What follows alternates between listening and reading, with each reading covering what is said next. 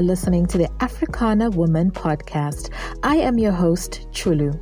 Every week, I ask an Africana woman to invite us into her home to give us a snapshot into what happens behind her closed doors. I hope you will join me on this journey of discovery, revelation, and self-awareness. I'm not going to lie, it may become uncomfortable sometimes. However, I encourage you to push past your unease and challenge yourself to think differently. The simple act of expanding yourself to receive the unknown may be transformational for you. Dear African parents, how long will you continue to pretend that your children do not have feelings? That your children do not know what is going on in your house? How long will you pretend that your children are having romantic relationships only when they are much older? I mean, seriously, our culture acts like relationships only begin in university, but that is far from the truth. Like with anything, if we don't train our children how to value themselves so as they're able to assert boundaries in a romantic relationship and how to practice healthy conflict resolution, they will not build the muscle. That's why so many men and women enter marriages broken and unprepared for the complexities of two people combining their lives. Today we have a very powerful story that is shared by Natasha Kananda. Trigger warning, there is a reference to suicide. So if you're not in the space to hear about that, I suggest you pass on this episode for the time being. So Natasha Kananda is a third-year law student whom was my co-host for a live event that was hosted by University of Lusaka. She tells us her life story, and she may be young, but she has been through a lot.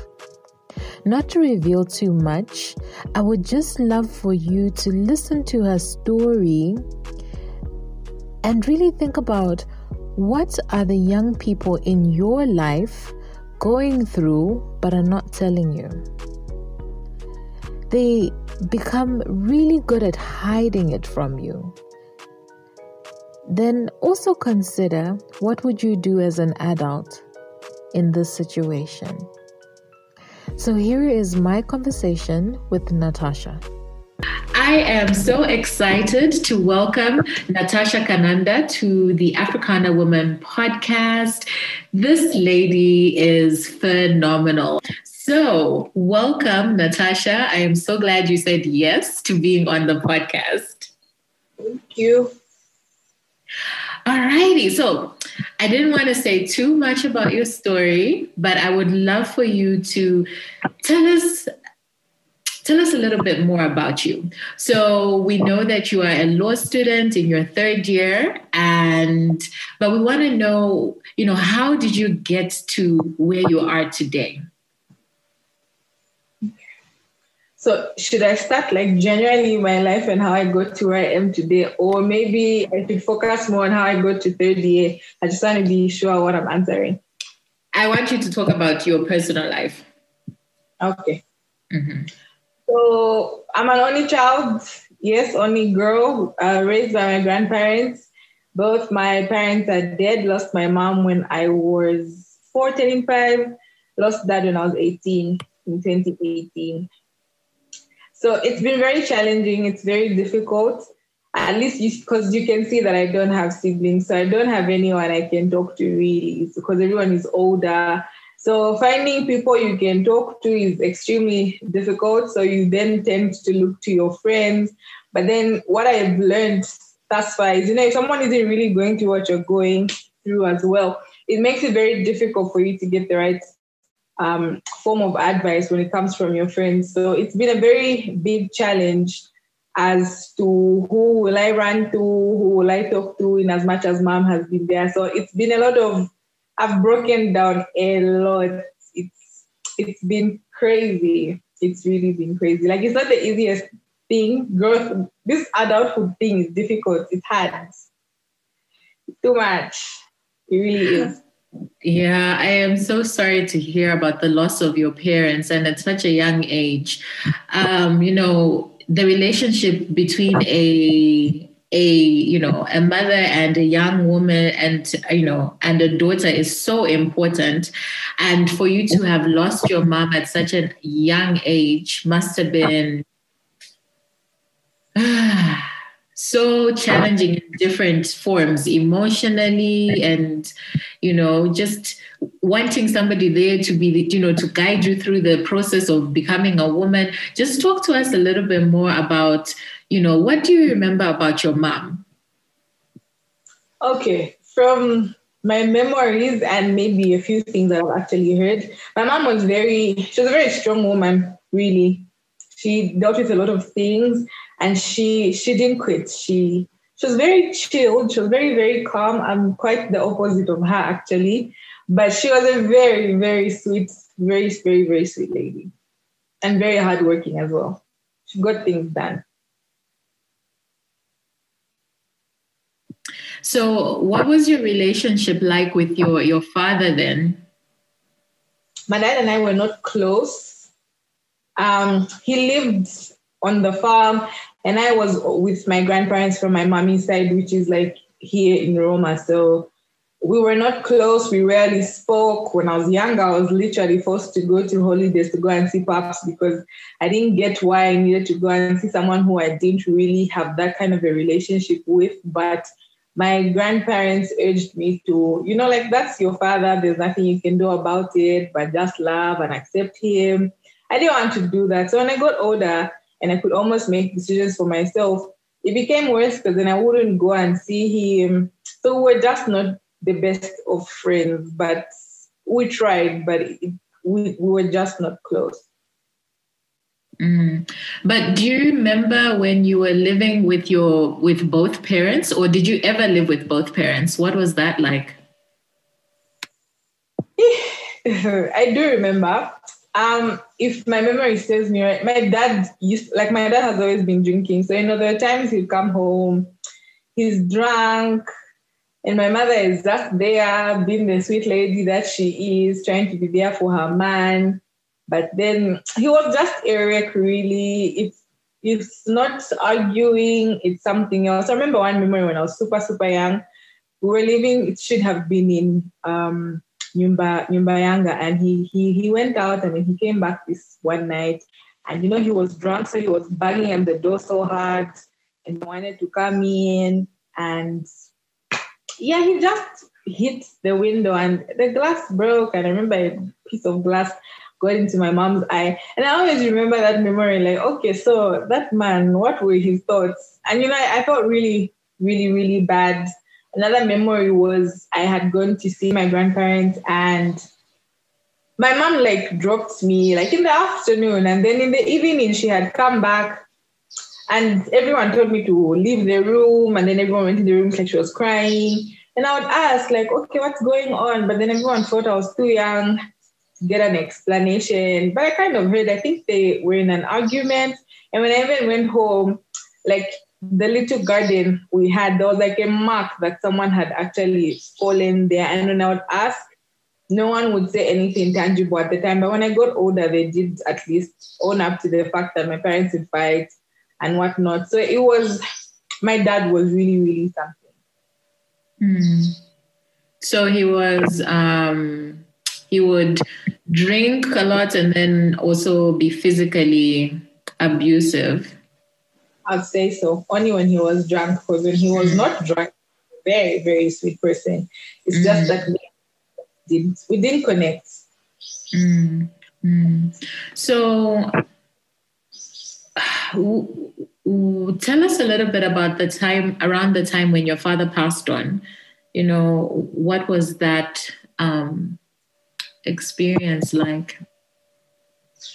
Okay, so my dad died in 2018, the year I got into university. So, like I said, my dad was just not present. So my grandparents, both on his side, and my mom took up the responsibility of raising me and taking me to school. So when I finished my grade 12, that was 2016, 2017, results were out. So I was supposed to be in the January intake at UNILAS. So I did sign up in the school of economics as per his guide. And he really would assure me that was like November, December. No, I got you. We're going to get through this thing together. Like, I suck at math. I hate math. I am pathetic in math. But here he was telling me to go and do economics and whatnot. So I was like, okay, fine. If he's going to be there, then I guess I can. So January came. Unfortunately, I couldn't get into school. My grandmother had just communicated that she was not going to manage to start paying at that time. So February came, schools opened. I wasn't able to start school. I was so hurt, like, oh my God, I was supposed to go to school, but then it's not happening. And then is this me forgetting the date? Oh my God. On the 60th rather, I'm so sorry, on the 60th of February, or rather before then, I had already started drinking because I was so frustrated.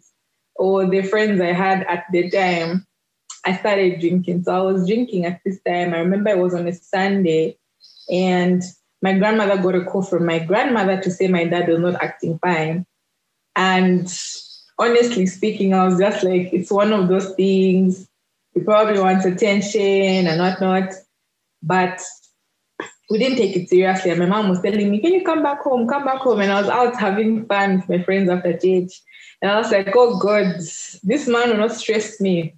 So I went home and she explained to me, no, the dad says that he's saying things and what. I was like, okay, it's probably the alcohol, so let's not stress too much. Then I called my pastor and I told them that, no, that is not fine. So the plan was that we were going to make a date and go and pray. So that was Sunday. Monday came, my grandmother, his mom, the priest had gone home, so he was seemingly fine. Until the 60th came, that was a Tuesday, and we got a call in the morning, and my grandmother came to tell me that, no, your dad has died. And it just didn't make sense. Like, this is someone who was, okay, not acting fine, but then he was fine. So like, what happened? So in that moment, I was trying to put 1 + 1, like, how has this man died? Because he's definitely not sick. What could have been the problem? And I think 30 minutes later, my grandmother came back and said, no, he killed himself. And I was like, well, makes sense. Typical of him to do. Just leave me. And I was really in silence at that point. And I texted my friends to say, no, dad has died. And most of them just thought I was being angry. Like, no, don't say that. I'm like, no, I'm serious. The man is gone. And that's when my friends knew that, okay, this is bad. And I still didn't feel anything. I was emotionless at that point. Like, I didn't know whether to cry, whether to be upset. I was just mad. So I was just quiet. Went to the funeral house. People were crying. I'm looking at them like, what are you crying about? Because this is someone who was literally stressing your lives technically. So why are you all acting sad? So that made me even more angry. You know, this whole issue of relatives just coming up and acting like they care and support when things are bad and when it passes, they're not there. So I wasn't having it. Then we buried. And then it started to hit me really. And I ran to the bottle. I didn't want to face reality. I didn't want to deal with it. I didn't want to make the people at home feel bad because I felt like everyone was throwing a pity party for me. It broke my grandparents to see me like, okay, now both of them are gone. And, you know, there's that thing for, we see your parents through you. So I just didn't like to deal with that. So I would always just rather wake up in the morning, go and drink, come back home, do what I need to do, sleep. That was literally my routine throughout until when I went into university. So it was crazy.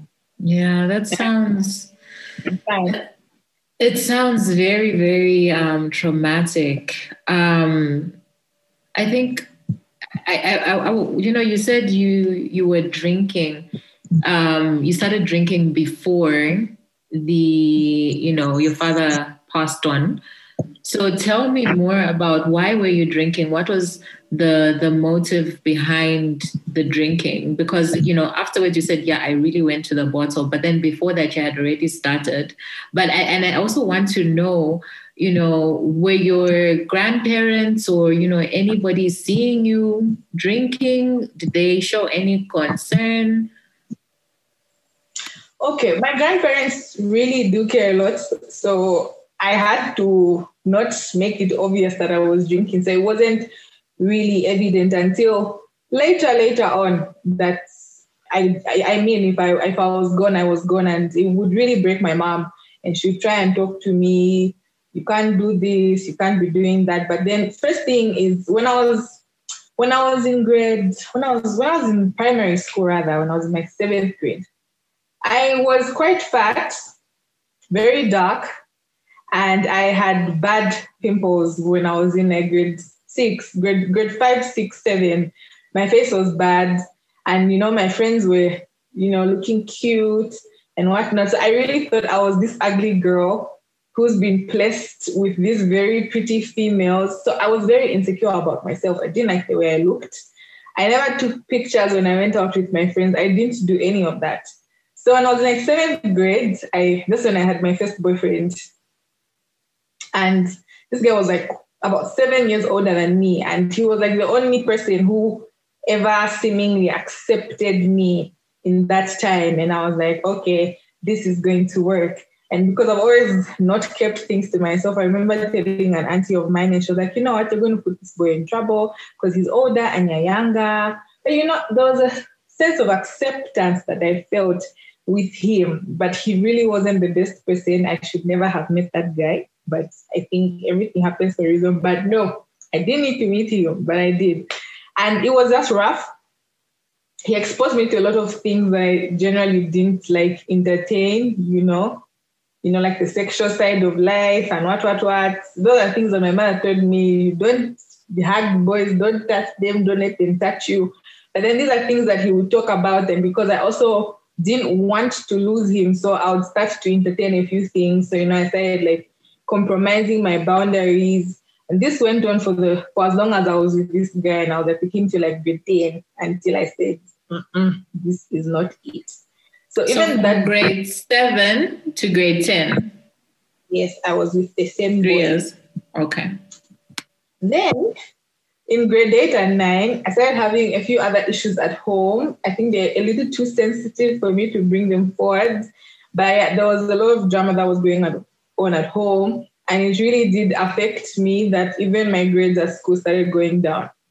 So first, you don't have your mom. Your dad is not present. Things are falling apart at home. Here is this stupid boy in your life who is not doing anything positive for you. And then my grades started to drop. At this point, I was just thinking there's something wrong with me because... So I actually thought I was even down. Until grade 9, that must have been grade 9, one of the school sisters found me in class and I was looking so unkempt, and she called me out and said, "You're not serious. I'm taking you back to grade 8. And I said, "You can't do that because I can't go back because I talk too much in this school. They'll laugh at me." And so I opened up to her. I was like, okay, look, this is what's going on. I've got this to deal with at home. This is how I feel. And then there's this boy who's just exposing me to so many things I don't want to be exposed to. And she was like, okay, you know what? You can't care about spilt milk. Concentrate, focus. And that's the word I literally carried with me. And that's how I even made it to grade 10. But my performance wasn't so good. So I even had to change schools by the school standards. I went to a less good school, but it's an amazing school, I must say, after going there. So I then went to Munali Girls, and then I had to let go of this boy. So I was dealing with my first heartbreak on top of everything. And at this point, I was still a sensible child. I knew alcohol is bad. I shouldn't do this. I shouldn't do that. And I carried it with me. But then the biggest issue in my life at the time was home. And I just didn't know how to deal with it. So what was going down or what was being affected at the time was my school. Till grade 12, I had to move from home because the situation wasn't conducive for me to even write my exam. Then I went to my other grandfather's house. That's how I managed to write my grade 12 exams. So after grade 12, I met another guy, another one. And I'm just like, okay, this time I have reached, I have made it. Now he used to drink. And because he was so much fun, it was, oh, do you drink? And if I say no, oh, you're being boring. But my character is I'm loud, I'm bubbly. So I guess one drink wouldn't hurt. So I started with punch. I liked it. I started with cider, then I moved to ciders. I started liking it. The body started accepting. Then we went to vodka, we went to whiskey, and there's nothing I couldn't drink. So I just started constantly finding myself with this guy as well. So I was always exposed to the alcohol. So every time I had a problem in my head, I'm like, you know what, problem? Let me just go drink, have fun. Problem, drink, have fun. So because home wasn't fun to be, I always had to be out. I was never home. I was either visiting my friends or I was going to be chilling with this guy. So that's how I was always drinking, always drinking. So I was with this boy 2017, 2018. So that's how I started drinking. So by the time Dad was dying, I had all the access to the drinks. So I was now just, don't stress me. Let me just drink, bring the bottle here. This is my best friend. So it was at my disposal. So that's all I could do. I was just drinking, really. Until I think a birthday, that must have been September, if I'm not mistaken. I went home. Yes, it was September. It's my birthday month. I went home and I was really, really drunk. And my mom literally sat me down and she was like, Natasha, this is not what it means to grow up and this is not how people deal with their problems. But I was really feeling like, okay, you don't understand what I'm going through because I always have to act fine and whatnot. So I just said, no, mommy, I've heard, I'm sorry. I'll try and do something about it. So she's equally not stressed. So I just got better at hiding it when I was with my parents. So they really wouldn't know if I'm drunk or not, because we drank so much that we would be fine after drinking so many bottles that I'll just go home and I'll just act fine, do what I need to do and go and sleep. And I would do the same thing the next day and the next and the next. Sis, are you like me? I literally live by my calendar. If it's not on there, it does not exist, nor does it happen. But quick question, are you on your calendar? I don't mean all the activities that you do for and with others. I mean, do you have a day that is all about you? Not babies, not bae, not work, or anything else that keeps you busy.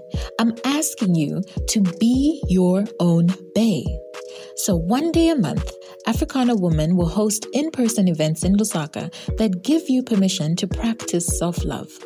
This is not just another networking event. Restaurants and cocktails. No, darling. Instead, we're partnering with local businesses to give you unique experiences like paint and sip, a ladies' hike, or a body positive dance class. Like, you do not want to miss this. So come on then, join us, sign up today, be your own bae. Find the link in the show notes or go to africanawoman.com. Now back to the conversation. So do you think your relationship or lack thereof with your father affected the way you view men? Yes, it did. Or it does, rather. Because I feel the first man I was ever exposed to was bad. And then the other man I'm exposed to is my grandfather. And he's so sweet. And there are two different men. There's just the bad one and then there's the good one. And then you look at the guys that I've met in this society or the guys I've been exposed to. And most of them just act bad. And they all, touch a piece of my dad. If it's not that he's drinking, he's not there. And I was just asking myself, is this how guys are? And then sadly, I was even in a relationship where a guy had the audacity to hit me. At what age? I must have been 17. I was 17 years old. So did you tolerate it? How did you react? The thing is, when I met this guy, I feel like he was the second person I was with after the whole drama of the first guy. And he was very, very chilled. But he's a nice person, I suppose. But I just don't think I got into that relationship because I wanted to be he was just available and it just felt right for the moment because, you look for love in all the wrong places and anything that comes, I would settle. So that's how I ended up with that guy. So the thing is, when the guy who now made me start drinking like an idiot came into my life, I was with the other guy. So I just wasn't being able to manage the other side and the other side. And I was asking myself, what do I really want? Because I felt happier on the other side because it also came with no judgment. I felt like I wasn't judged on the other side. And then there was him who wanted me to be some form of this perfect girl who doesn't make any mistakes. So even to just be open about certain things, I couldn't. So I started talking to the other guy. So when he found out, he got so mad. And then he really did hit me. He did. He hit me. And I was thinking, okay, I messed up, I guess. So I went home and I asked my mom, I'm like, Mommy, on what circumstances is it okay for a man to hit a woman? And she was like, there's no justification for that because let's assume you marry this boy. Any small thing you do, he'll be beating you because why is he hitting you? So I was like, okay, but what if you're wrong? And she was like, if you're wrong, people talk about these things. There's so many ways in which you deal with certain things. And I said, okay, fine. So I called other boys and I was like, what do you do in such a situation? And that's when I said, you know what? Because, the moment I would be with him and he moves his hands, the first thing I'm going to do is hey, they could hit me. And I was like, you know what? I can't be dealing with this. I am too young for a boy to come and hit me. And I was like, no. That's how I officially walked out of the relationship. I was like, this doesn't serve me. You would do this in future because you've shown me that you can now. I would understand. I guess he was sorry, but I just don't think he was okay for me to stay. So that's how I officially left him and I was with the other person. Which wasn't even a relationship. It was an entanglement, for lack of a better term, to borrow. Yeah, I know all about entanglements, but that's a story for another day. So let's set the scene here. So you at 18, 19 years old, you've lost both parents. You're drinking heavily. You've been in... Sorry? By the time I'm 18, 19, I'm even in school now. Yeah. So, and then you've been in 2 relationships, which has been one abusive, I think emotionally and, physically, and even just the peer pressure of it all. Yeah. So now I want to know, what was it like, moving from high school now into university and, you're drinking and in your own words, you said that you became better at hiding your emotions. So what emotions were you hiding? How were you adjusting to this new environment in your university? Okay. So I had a grandfather, he's late now. I lost him in January this year. So when I was in grade 12, he was a father. He was so present. He even actually made me, he helped me become more open to the things I had actually experienced when I was in high school. Because I didn't tell my parents, and he told me, if you don't tell them that this happened to you, they will always talk to you in a manner as though it never happened and it would break you every time. So I had to be open with my parents about certain things, like this happened, this is how it happened, and that's why I had like this, because I was a very angry child as well. So he always told me, when it comes to boys, 365 days, it only takes 1 day for everything to get messed up, and that's me getting pregnant. So I carried that one with me on the first day of school. I said, here, all these boys are my brothers.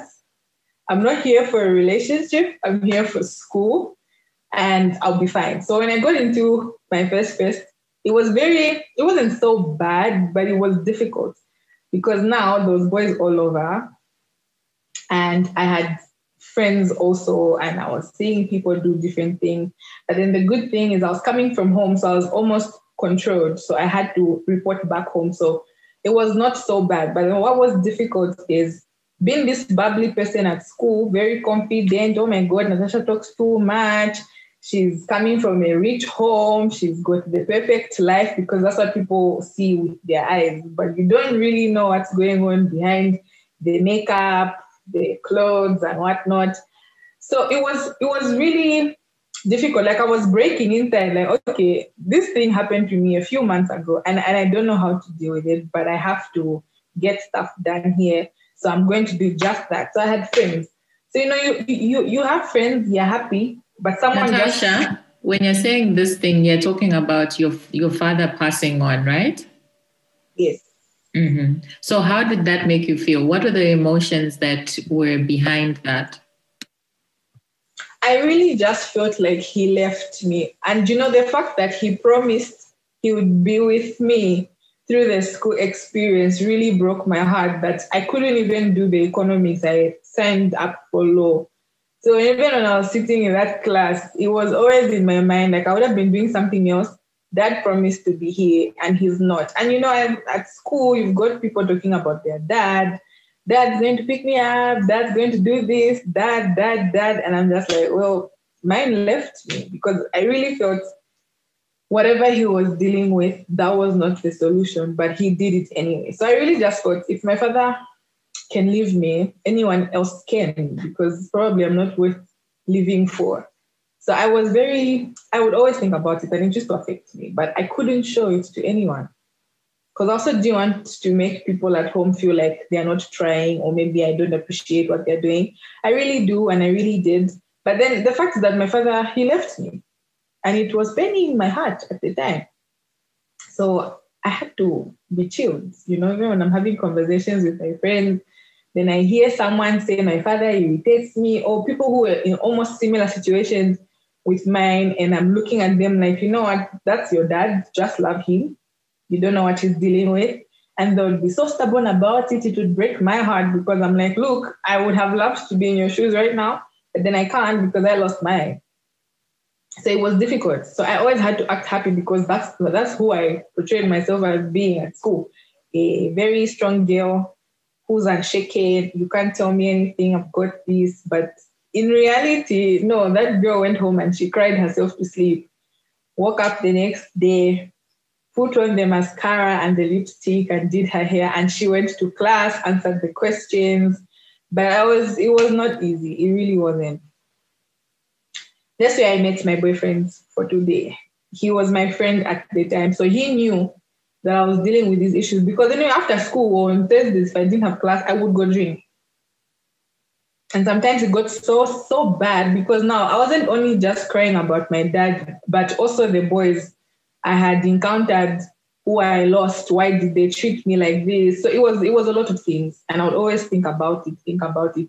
My entanglement at the time, I didn't even know he had a girlfriend until it was too late. I was so far gone into the relationship. I loved the man. I was convinced I did. And hearing he had a girlfriend, I was like, you know what? So I could just be on the sides, And I would settle for any form of love I got. So even if I was coming second, it worked for me, because I thought, you know what? This is as good as it's ever going to get. So that happened, and that's why I was even drinking even more, because everything just kept piling up. Even when I went to church also helped. I shouldn't forget that I never used to go to church at first until I think that was 2018 that I started going to the church I go to. And they really did help me. So they were helping me deal with home and everything else. And I remember the lady at church once told me, you can't deal with everything at once. So when something happens, address it. And my issue was always, if something bad happens, maybe I'll stay away from church. And she was like, you do one bad thing, you stop coming to church. By the time you're coming, you've got so many things in your heart. You are angry, you are bitter. It's difficult. So I was trying to digest the information, but it was too much. And I was really young, I guess. So I didn't know how to act at the time. So I would still drink. So you can imagine this boy who's now my friend, he's looking at me like, this girl, what's wrong with her? You're so young. Why you, all this drama? Like, how did this happen to you, Natasha? And you don't even know how to explain to people, to say, look, I'm sensible inside, but there's so many things I've been through that make me look like I don't know what I'm doing with my life. Or maybe I don't even know what I'm doing with my life. So I also started having issues with my friends, because now it's like people are judging you. Okay, this one should just drinks. And there's this notion of loud girls, if we are loud, we don't listen. And I don't even like it, because just because we're loud doesn't mean we don't have morals or we don't have principles and whatnot. And then you're looking at your experiences. So even university came with a lot of judgment. Then I got into my first year, second semester. Then I moved into a boarding house. So there was no parents to report to. And then I started drinking and I started going out. That was just my lifestyle. So I was like, no, now I can feel my pain properly, because I can just go cry. No one's going to ask me why you're crying, because here we exist on our own. So there was that. Then I had my first crush on a boy in university as well. So moving from high school and the older guys I was exposed to, because the older they are, it's very easy to relate with them because they know how things should be done. Now, this is a fellow young boy like me, a young girl. Majority of the people around me are young. They've lived like children are supposed to live. Then there's me who's had to deal with things a person my age really shouldn't have to deal with. So it was really, really difficult, because I also didn't know how to act with the people around me, that even I started to seem a bit crazy, like, this girl is not okay. And the biggest thing that really hurt me is how people just assume you just chose to be in that situation, or you're super happy about what you're dealing with, because it's just as easy as, it happened to me, I accept it, I'm moving on now, let's get this thing done. It's not that easy. It's painful. It takes a lot. You need to let things go, but I was still in the process at the time. So it was crazy. And then now you've got pressure at school, you have to pass. And then you're not passing. Yeah. So, you're in third year now. Congratulations. I'm very proud of you. So at some point, something turned around. When did things start turning around and changing? So ultimately, I had quite a number of friends when I was starting, but the more we progressed, the smaller the circle became. And then my best friends from high school came into school as well. So I had them. I was living with them, so I would go back to them. Then I would, safe to say, I literally had 2 to 4 friends in university who I can actually call my friends. The rest are just colleagues. So from the 2, I had one female who would tell me, girl, you can talk to me if there's anything. Okay, I felt like I could relate with her. She lost her mom and whatnot. So she's someone I could talk to, because at least when we're not talking about those things, we knew how we were hurting. It's just that she didn't lose it like I did. And then I had my other experiences that I was carrying.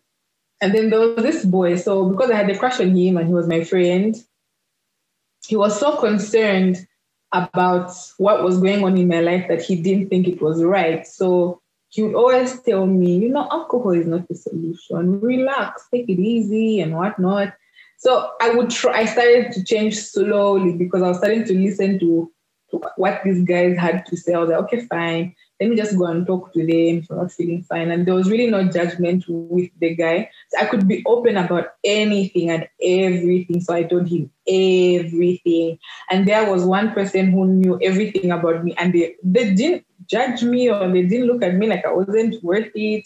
They really just said, okay, fine, it happened. You're still a brilliant person. So let's deal with it and see where we can go. It was very annoying for him as well, but he would always, say, what, yeah, very stubborn, you're annoying, you're irritating me, but I do believe you can get this thing done. So slowly now I started, I'm okay, fine. I don't need to drink that much. It's not worth it, because I'm just going to wake up with a hangover tomorrow. I won't be productive. So slowly I started to change that slowly. And even my friends and I would do the same thing, because all of us were coming from very hurt places. So when we would meet, we had nothing nice to say to each other but tea and kumova. So I'll talk to my friends as well. So we put our heads together and say, you know what, I think you're right. Tachiramo. We're being labeled things we are not just because we go out. And I think even the growing up and coming to certain realizations helped us realize that this was not the solution and it's going to have very bad effects on our future. Helped mold me to be where I am today, because if not, I was probably going to be out by now and not having this conversation with you. I like that.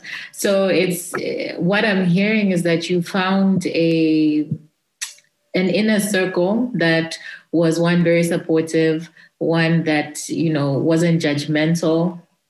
And, you know, even just your friends all sitting down together and saying that, you guys, let's change together. That is so powerful, I think. I think, what 3 things do you think that you have learned over the years? Like, what is that thing, like if you looked at 15-year-old Natasha, what is that thing that you wish you could tell her? The first thing I'll tell to 15-year-old Natasha is, baby girl, love who you are and accept who you are and be proud of who you are. Because if you do not accept yourself and you don't love yourself, you will end up accepting useless things that are not even worthy of your time, your attention, because you think that they work. So first things first, I think self-love is very important. Secondly, I would tell myself to be a bit more open about things going on in my life and also not thinking I'm the only one dealing with those things, and try to be a bit more vocal and not local, like my pastor would say. And I think the third thing I would say is trust the process. Everything happens for a reason. I don't think, again, I wouldn't be who I am today if I didn't go through those things. I don't know how I was going to act if everything happened when I was in university and I didn't meet all those other boys. It would probably be a different story, because at least when I got to uni, alcohol wasn't so exciting. Like, oh my God, let's do this thing, because I had already experienced it. So I was like, well, it's just alcohol, so we get past it. So I think everything that happens in our life happens for a reason. It's true. And it's only until you attain that growth and you get past it that you learn to appreciate your experiences in your life, provided that you allow them to shape you into a positive person. So what are you seeing for the future? What is your vision, your dream? Where are we going to be seeing Natasha in the next 5 years? In the next 5 years, Natasha needs to graduate. She needs to go to Ziari and pass at her first attempt, hopefully. I am praying. Maybe we'll start practicing. Also, I would like to do, or rather go after some of my other dreams, which is, fashion, design, arts. Hopefully Natasha will write more, and maybe you get to hear about Natasha writing. Oh, there's a poet. Hopefully that will happen. And hopefully Natasha will also be in a very, very stable relationship and maybe have a mini me who I will ensure I'll be present for, so that she doesn't get to experience things that I did, or have no one to talk to because mom is going to shout at me once I say there's this boy. So hopefully Natasha is going to be a very great woman, because she's coming for everything they said that she couldn't have. Yes, I love that. I absolutely love it. Listen, we are almost at the end. This time has flown by so quickly. And in the Africana Woman community, we have a saying, know your roots, grow your purpose. So I have some quick questions for you that I just want you to answer, whatever comes to your mind, okay? So the first question, what are you rooted to? Let me say myself. I'll say myself. Tell us why. So I'm rooted to myself because I feel like for the longest time, I lost myself. I didn't know who I was. So basically what I definitely do go by is I am investing in myself, in my development, and I am one of the most important things that matters to me right now, that anything that affects my peace and my happiness, it needs to go, because my motto this year has been, this is 2021 and I shall not be stressed. So I think I am rooted to myself. Like I need to, it's very necessary and it's important. Lovely. Second question. How do you nourish your body, your mind, and your spirit? I do 2 things, or 3 things rather. First things first, Jesus Christ, the Bible, prayer, read the Bible, it has answers to almost everything. I didn't know, but it actually does. Secondly, it's music. Music it's amazing. It really, really does help, and it brings me to life. The last thing is, honestly, I don't know if this makes sense and answers the question, but I love to do nice things for myself. I really like food. I like to go out to new places. That makes me very, very happy, actually. So I think those are the three things that help me nourish all those aspects of my life. I love it. I love it. Okay, so the next question. Do you have something that was a weakness that has now become a superpower? I think so. If I caught you right, one thing that really brought me down, or my weakness, was failure to believe in myself and to just be happy with who I am. You can't shake me, you can't stress me with that one, because I am Natasha. I have been through what I have been through, and I am proud, and I love who I am, and I love who I'm about to become. So I think that's something that would always bring me down. Like, okay, but this thing has happened, so I can't, but I got rid of that. And I'm like, you know what, regardless, I can. So even till now, yes, I'm not perfect. I'm still trying, but regardless, we get the stuff done. So yeah. Awesome. The last question. What do you know for sure? That there's no going back. Ooh, I love that. Oh, okay. You need to explain that one again. Honestly speaking, when I look at some of the things I've had to deal with, or the things I have tolerated, accepted, compromised for, I ask myself, how did I even let this thing happen?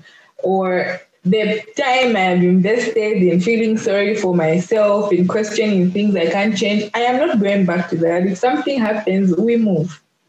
So the goal is to move forward, and we're just moving forward only, or not going backwards. Natasha, this has been a fantastic time that I've spent with you. Thank you so much for sharing your story. You know, I believe that your message is in your mess. And, you know, sometimes the mess is really hard to go through. And I know that you have been through so much, and you've been so vulnerable in sharing your story. And I believe that it's going to bless somebody. Somebody needs to hear this, and they will be blessed by everything that you have shared. So I really want to say thank you for just being here and sharing your story. It really does make a difference. And I guess I want you to share, you know, how can people reach out to you if they want to say thank you? How do they get hold? They can just catch me on Instagram, Natasha Kananda. Lee is actually my dad's name. So you see, I've learned to love and accept my man's. He's my father. I love him. Without him, I wouldn't be here. So Natasha Kananda is my name on Instagram.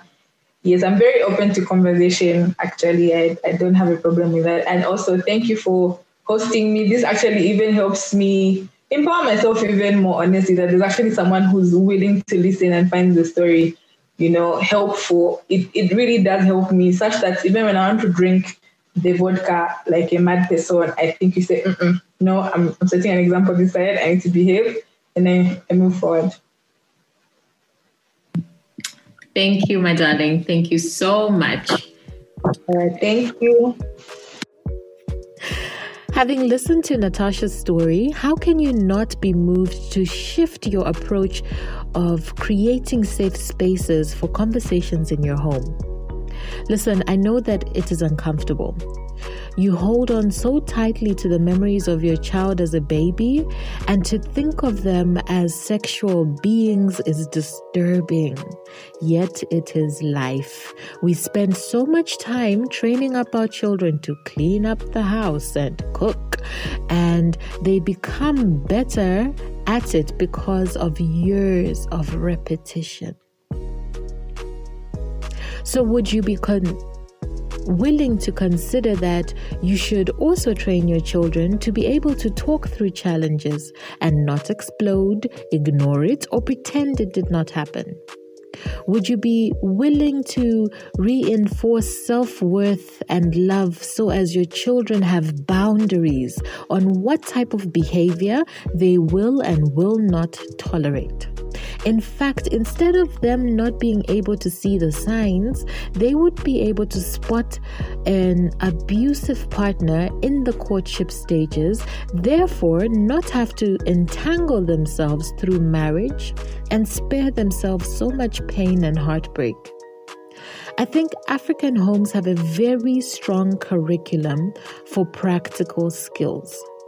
However, we also need to develop just as strong a curriculum in soft skills that are age appropriate and develop with time. I was blown away by Natasha's bravery and candidness. I do hope her story blessed you. Please find Natasha on social media at Natasha Kananda to say thank you. Tell her you heard her on the Africana Woman podcast and show her some love. Thank you so much for making us part of your day by listening in. I appreciate you. I also need your help to get the word out about the Africana Woman podcast. All you have to do is take a screenshot of this episode and post it on your social media stories. Please do tag me at Chulu by Design or at Africana Woman or hashtag Africana Woman. I love to see your feedback.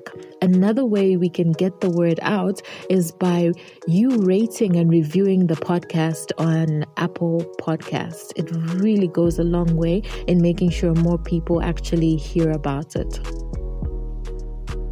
Now, you guys know my playground is Instagram. If you want to chat with me personally, drop me a line over there. Until next week, I want you to remember, know your roots, grow your purpose. This has been a production of Ulendo Creative Media.